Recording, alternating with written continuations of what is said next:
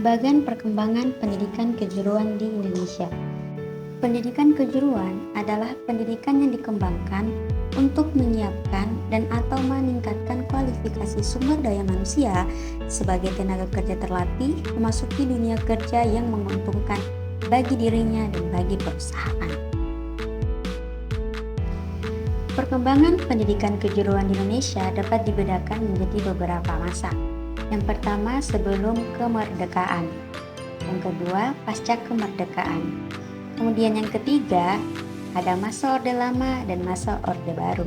Pada masa Orde Lama, ada perkembangan pendidikan kejuruan pada masa Pelita, yakni pada masa Pelita 1 hingga Pelita 4. Dan yang terakhir yaitu masa reformasi. Nah, di masa reformasi ini telah ada yang namanya pergantian kurikulum. Sejarah pendidikan kejuruan di Indonesia mencerminkan evolusi yang beragam, mulai dari masa kolonial hingga era modern.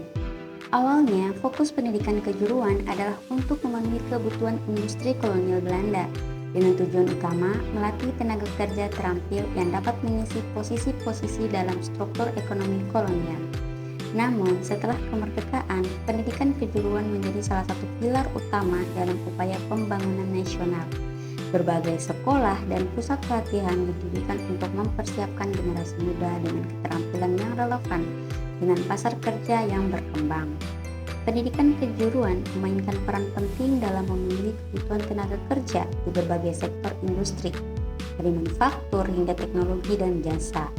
Selain itu, melalui pendidikan kejuruan, individu memiliki kesempatan untuk meningkatkan kualifikasi dan keterampilan mereka, yang pada gilirannya dapat membantu mengurangi tingkat pengangguran dan meningkatkan standar hidup serta dapat menciptakan lapangan pekerjaan.